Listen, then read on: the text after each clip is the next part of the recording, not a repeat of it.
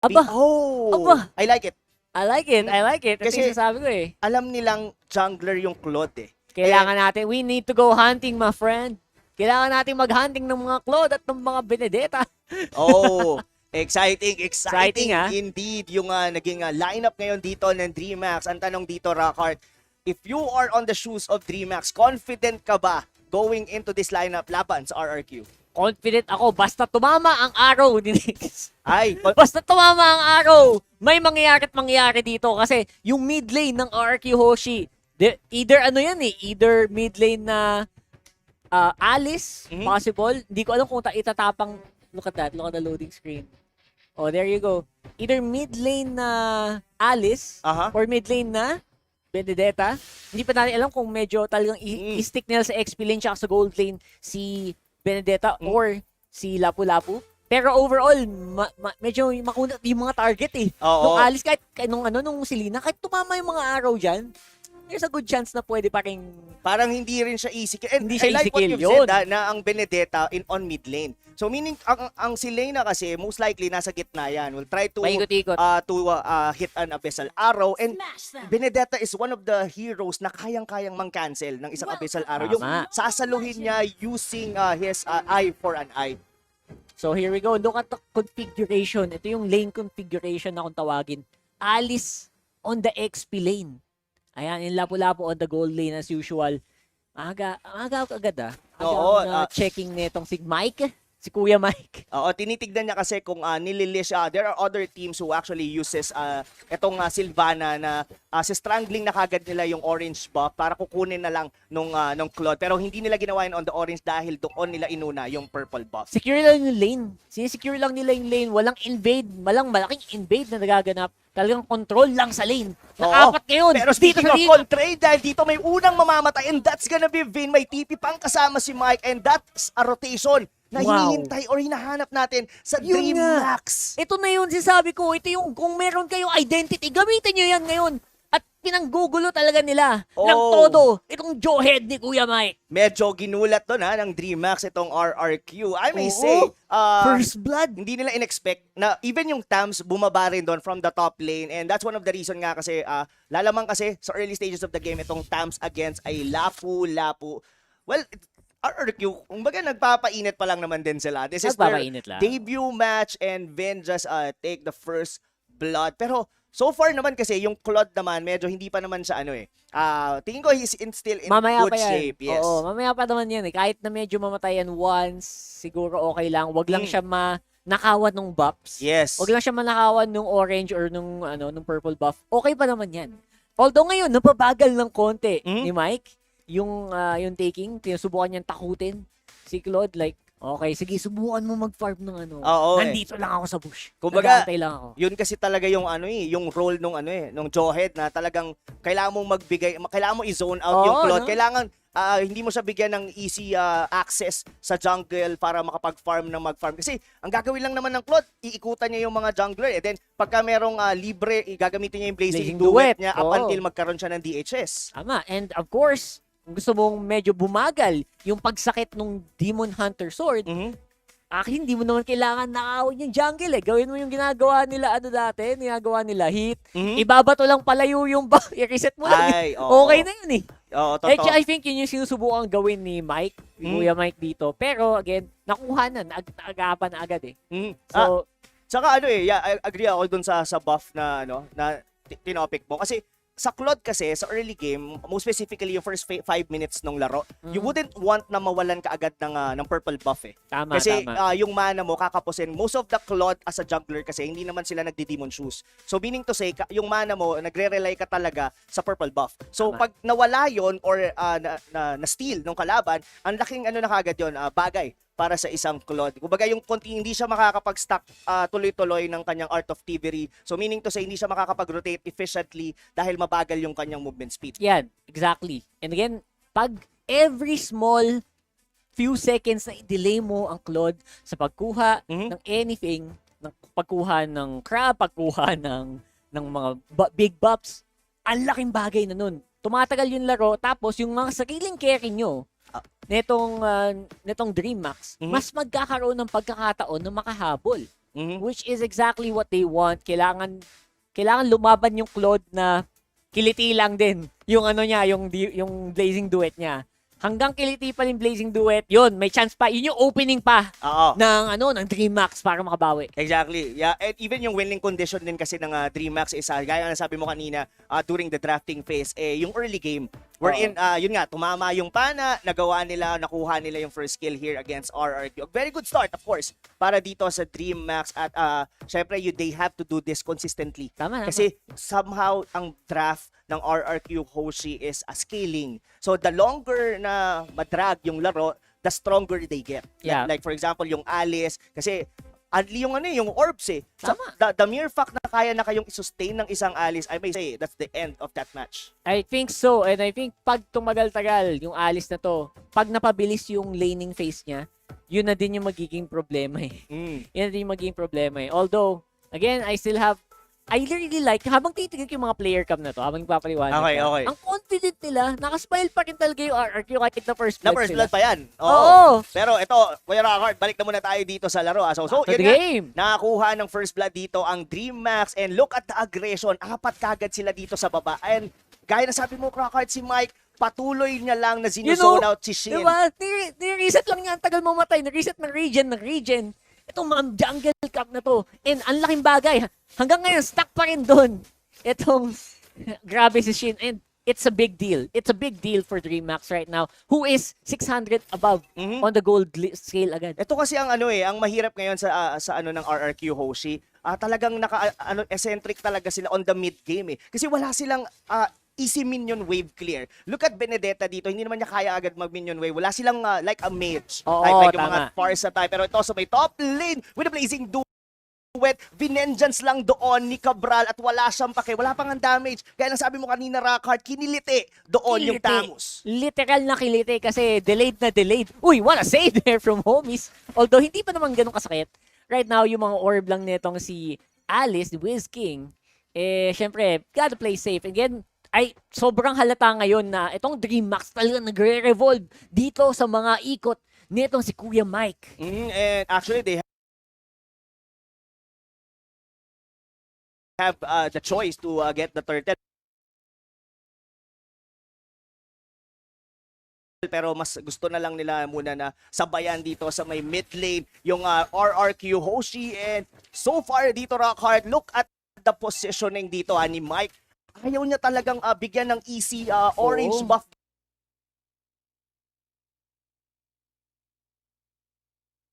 dito, pero kailangan na yatang i-5 man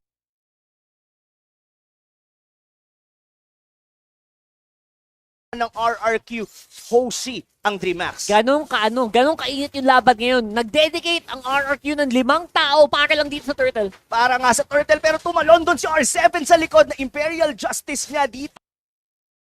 Si Harris, pero pumapalag pa rin naman dito yung DreamHack. Cabral out the back lane, nakikipag 1v1 kay Whiskey, pero mali yata yung kanyang tinarget dahil si Shin ang kumuha sa buhay dito ni Tams. At ganun may 3-man down para sa DreamHack. And Grabe. walang namatay sa Wala.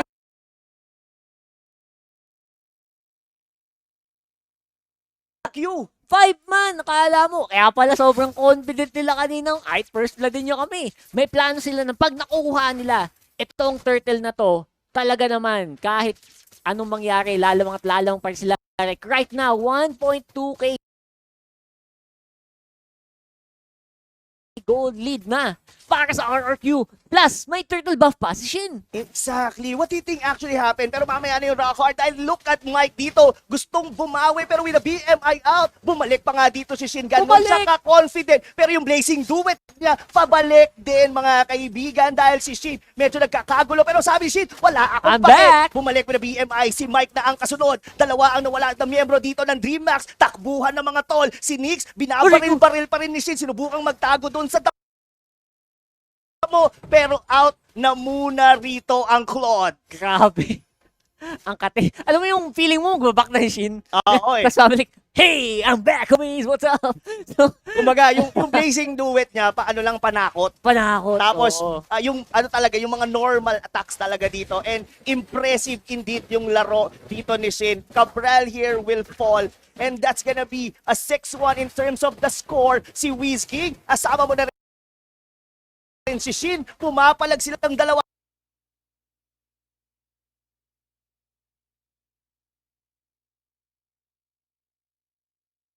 Sa apat na members ng DreamHack pero namatay na dito yung Claude. Back away na muna dito ang ating Alice. Pero Rockheart, tignan mo ang positioning dito ni Psycho. May gusto siyang gawin itong Benedetta.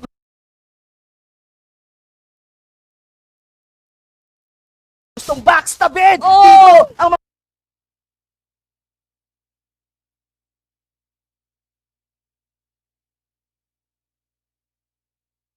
mga members ng DreamHack, unang nawala dito si Luis. Baka isunod niya na rin dito si Mike. Ito na, slicing and dicing. Tumalon dito with the Imperial Justice. Dalawa ang kanyang napatay. Imperial Justice right there and then means walang katakas-takas. RRQ, patalibo na ang lamang biglaan dito sa Dream Max. And they can get even more. And Oh. I like it. Sobrang big deal na nakuha nila si Shin kanina nung simula ng engagement na yon. Tinanggal agad nila yung advantage na nakuha niya with the turtle buff.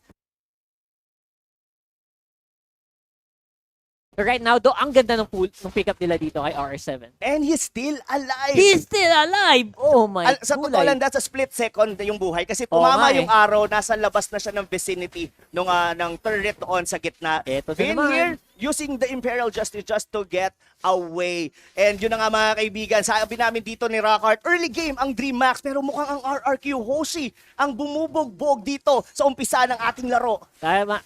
R7 right now waiting and seeing sino kaya ang magmamaasim. Lalapit kayo kay Mike. Apparently not. They're holding on. And itong turtle to, napaka-importante pa ito kwa DreamHack to. Pwede silang lumamang napakalaki. Yun na nga, malaki dahil yung kumuha ng turtle, yung Claude na Nako. naman. Oo. Si Luis doon sa may likod, slicing with this Benedetta. Pinasok na rin nung Alice yung likod ng DreamHack. Ngayon, nagkakagulo na ang mga members ng Brazilian squad. Sino ang susunod? Si Cabral na yon. Naku At po. yun pa, si Harris, humatak papasok ng Torre, pero parang baliwala na lang din. Si Vin, parang base niya na yung base ng DreamHack dahil wala na siyang pake. Pinasok niya na pati sa likod. Naku po, wala nang magawa. Nagkakagulo-gulo na. DreamHack, ano na ginagawa Oy! mo? Anong ginagawa nyo? Sakripisyong tupa si R7 pero hindi na pala yung problema. Right now, ang masabi ko lang, mula kanina, dun sa turtle na yon, sana may instant replay, pero yung sa turtle na yon, hindi mo kayang makipag-retribution battle dito kay Vin, kay Shin. Kasi Yes. kahit na kayong mauna, siya ang tatapos, siya ang kukuha ng buffs pag hindi nyo agad kinuha yan, pag pinalapit nyo siya. And that's exactly what happened. That's why sobrang lamang ng RRQ dun sa engagement after that turtle. Oo, nag-agree ako sa Rockheart. Yung turtle na yon supposedly, kaso nandun na kasi yung Nandun na DreamHack. nga eh. Kumbaga, wala na silang choice kundi lumaban. Kung nag-back pa sila doon, lalo lang silang hahabulin. I may say, Rockheart, Psycho here, Di Benedetta as the mid lane, siya talaga yung parang MVP para sa RRQ. Nahihirapan dito si Luis, yung mga even dito si Nyx, yung mga squishy hero, hindi sila basta makapasok kasi ang sakit na eh. Nung Tama. Alecto final blow eh. He's gonna hit him like a psycho. Ito. Ganun talaga yung nangyari.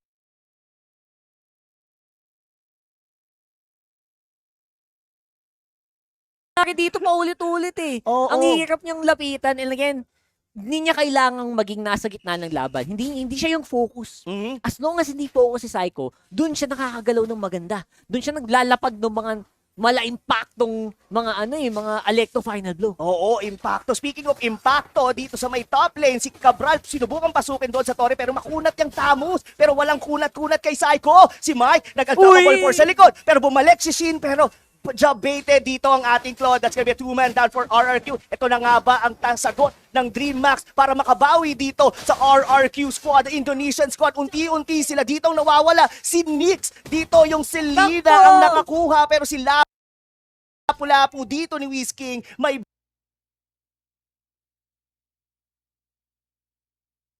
bawi pa nga naman din. That's gonna be a 3-4-3 exchange. Masasabi ko na somehow nakabawi ang DreamHack. Grabe. Rockheart. Ang laking bagay din nun na nakabawi sila dun kasi kung nanalo na naman ng isang team fight yung RRQ doon, Mhm. aabot na siguro tayo ng 8K goal lead. You don't want that. So nabawi nila ng kahit paano yung mga kills. Not to mention, ang daming farm time ni Luis. Indeed. After nun, kasi hindi siya yung focus finally. Oo, pero hindi na siya hinahunting. totoo. Oo, nagsimula kasi yun. Medyo kasi may part na umasim na Yeah. yung RRQ Hoshi. Naging overconfident sila. Sinubukan nilang i-burst down si Cabral doon sa may inner turret sa may top lane. Pero this is still Atamus na naka-vengeance. Makunat pa rin yan. Tama. Again, all you want is to just time that vengeance right. And kaya mo namang mag-survive dun sa Kaya mag-survive dun sa Blazing Duet. Pero right Oo, now, pero hindi nag-survive doon si Wiz King. Pero si Mike yata ang bawi dito ng RRQ. Bugbugan na naman. Psycho going back. Si Cabral, namali yata siya doon ng talon. Pumalag pa rin siya kay R7. Pero onto the backlane, Vid will be taken down by Dream Max 3-2 pa rin naman ang naging kuha ng mga patay. Pero ito na, mga kaibigan, laban sa gitna. Si Cabral, pero laro-laro lang siya dito ni Psycho, medyo na micro dito. Bumalik si Cabral, pumalag pa rin naman ako. Wala na siyang magawa dito, Rockheart, dahil si Ito mo Psycho pa rin ang nagtagumpay. ito mo nung si Psycho, kahit wala ng buhay, lalaban at lalaban pa rin eh. Ganon siya ka-confident sa galawan ng teammates niya. Teamwork makes the dream work talaga para dito sa RRQ Hoshi. I may say, Rockheart, Psycho, yung hero mastery niya dito sa hero na to is hindi above average, talagang God tier kung na God masasabi dahil perfection kanya lahat ng ginagawa. Pero look at here, Mike will be taken out, napilitan siyang mag-flicker out, pero sabi ni Shin, walang Oh my tatakbo. God. Luis, saan ang punta? Pero ito na nga mga kaibigan, susubukan ng basagin dito ang base turret sa may bottom lane ng DreamHack. Shin, mukhang hindi na mapipigilan dito ni Cabral dahil naka-lock on target na siya doon. Pero si Harris may hatak with Divine Judgment. Patay doon si Shin. Bukas sumunod pa rin dito si R7. Pero makunat yung lapu-lapu. I guess that's gonna be a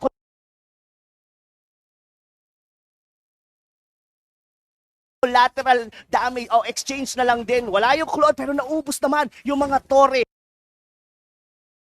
ng DreamHack. What do you say, Rockheart? That okay lang ba yung naging ganong exchange? Tingin ko okay lang yun. Napatunayan nila na the gods bleed.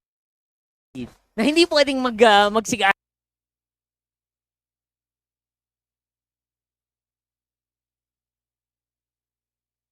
Sigaan lang tong si Shin.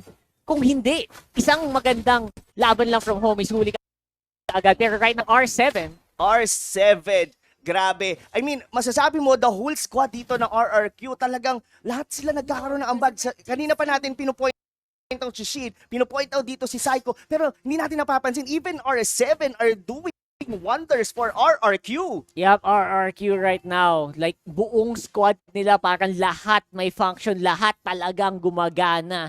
And yun ang gusto makita mula sa isang top caliber team mula sa Indonesia. Oh my, this squad. This is the favored squad, of course, ng Group D. DreamHack here are on the verge of losing this match. This is still gonna be the first match against RRQ, pero I may say, mas dominating ang aura ngayon ng RRQ, Rockheart. Tama. Kumpara naman sa like before, right? Pero right now, I think the only thing that they missed out is yung simula. You know, yung first blood sila. Pero after that, kita mo naman, dire-direksyon ng pag-angat. Lahat ng pambebeste ginawa na ni Kuya Mike laban kay Shin. Tingin mo Pero, ba, ano ang kailangan gawin dito ng DreamHack to come back into this game? This is a 9,000 deficit against RRQ. isang pitas lang. Isang magandang pitas. Homies! Isang pick-off and you have something in mind. Actually, Ayan na. kahit sino na nga mapitas eh. As long mas may mawala. Pero si Ayan, Mike oh. yata ang unang Si Shin. mawawala. Si Shin doon. Naku po, humahabol dito ang mga members. Psycho going against the 5 members dito ng DreamHack. Wala nang paki dito yung Benedetta kahit siya lang yung mag-isa. Pero yun na, dahil sobrang asim dito ng Benedetta, siya ngayon ang pinocus ng buong DreamHack squad. Ngayon, pwedeng mag-lord ang DreamHack or iniisip yata nila Shin, iniisip yata ng RRQ, pwede pa rin yata. Pero that's gonna be very risky, Rockheart. Yep,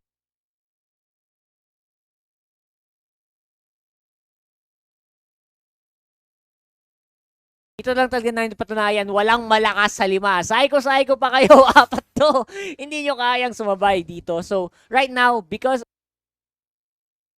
of these small misplays, nagkakaroon naman ng pagbalik ang DreamHack in terms of map control. Nakakabalik sila sa mapa, kuya.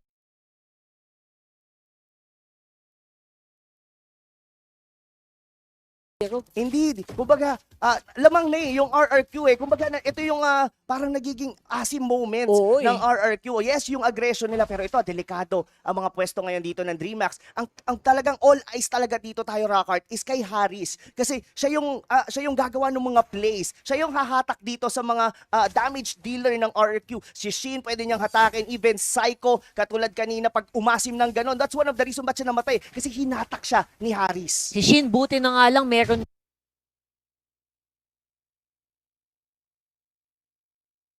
siyang immortality or else wala din sa laban ngayon si Shin. And right now, they wanna go for the Lord. Amoy na amoy ito ng DMX. Ang gagawin ng DreamHack para dito. Will they go for the fight? Looks like they're starting to get into position. Oh my, hindi ko alam kung aabot sila dito pero nagbato doon with reject. Si Mike pero that's gonna be taken and secured by the Claude pero si Cabral na iwan sa gitna. Nagbaback away na yung ibang members dito ng DreamHack. Mukhang kailangan na nilang iwan dito yung Tams dahil baka walang magdepensa sa kanilang base ngayon pero si Nyx mukhang wala nang takasan. 2-man down dito ang DreamHack squad. Oh my, may Lord pang kasama yan sa ibaba. Rockheart, kaya ba nilang depensahan to? Ano nangyari sa DreamHack? Nagkakaiwanan sa biyahe. May mga naiiwan sa labas. Naiwan sa labas, naiwan sa dreams. Pero ito na nga. Nahuli na din si Harris, kasama pa si Luis. Wipe out ngayon dito ang Brazilian squad. RRQ just proving everyone they are still one of the strongest team here in M2. M2 definitely is trembling right now. M2 is shaking sa pinakitang performance dito ng RRQ. Indeed, M2 is indeed shaking.